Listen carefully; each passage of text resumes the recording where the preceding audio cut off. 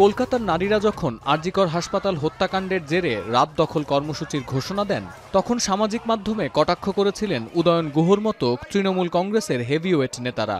কিন্তু এ আন্দোলনের হাওয়া যে মমতার পতনের দিকে বইবে, সেটা ধারণার বাইরে ছিল তাদের। গদি বাঁচাতে অবশেষে 16 আগস্ট নিজেই রাজপথে নামেন পশ্চিমবঙ্গের মুখ্যমন্ত্রী মমতা বন্দ্যোপাধ্যায়। মিছিলে মমতার পাশে ছিল তৃণমূলের নারী সংসদ সদস্য, টালিগঞ্জের তারকা ও বিধায়ক সহ দলের নেতাকর্মীরা। তাদের দাবি, অবিলম্বে হত্যাকারীদের খুঁজে বের করে ফাঁসি দিতে হবে। কিন্তু শেষ রক্ষা হয়নি। মমতার এই প্রতিবাদ নিয়ে বিদ্রূপ ও কটাক্ষ করে বিরোধী দলের নেতারা বলেন, কার বিরুদ্ধে রাজপথে নেমেছেন মমতা? এ হত্যার দায় রাজ্যের মুখ্যমন্ত্রীকেই নিতে হবে। विरोध प्रदर्शन किसके खिलाफ किया? प्रदेश की होम मिनिस्टर ममता जी हैं। हेल्थ का चार्ज किसके पास है? मुख्यमंत्री कौन है? तो किसके खिलाफ वो प्रदर्शन कर रही थी? अपने खिलाफ। आप अगर सड़क पर उतरती हैं तो क्या आप जनता को विश्वास दिला रही हैं न्याय का, या उनके भीतर एक डर का माहौल आप पैदा कर रही हैं? আরজিকরের নারী চিকিৎসক হত্যার তদন্তে প্রশাসনের ভূমিকা নিয়ে প্রশ্ন তুলেছে নিহতের পরিবারও।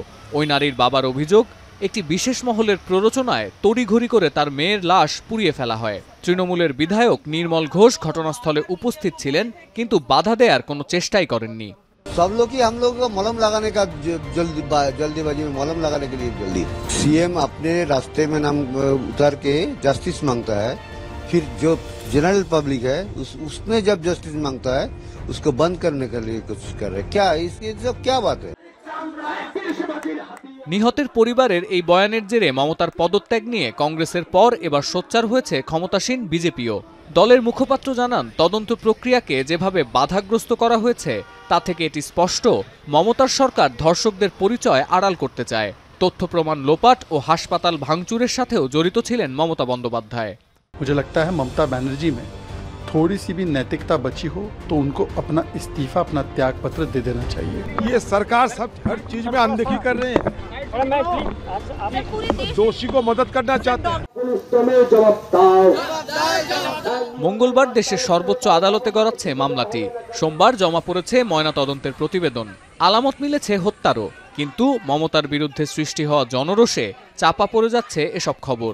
যে মমতা বন্দ্যোপাধ্যায় এবারে লোকসভা নির্বাচনের আগে কংগ্রেসের নেতৃত্বাধীন ইন্ডিয়া জোটকে তোয়াক্কা করেননি, জোটের শরিক না হয়েও আধিপত্য ধরে রেখেছেন গোটা পশ্চিমবঙ্গে, কি হতে যাচ্ছে তার পরিণতি এখন সেদিকেই তাকিয়ে বিশ্ব।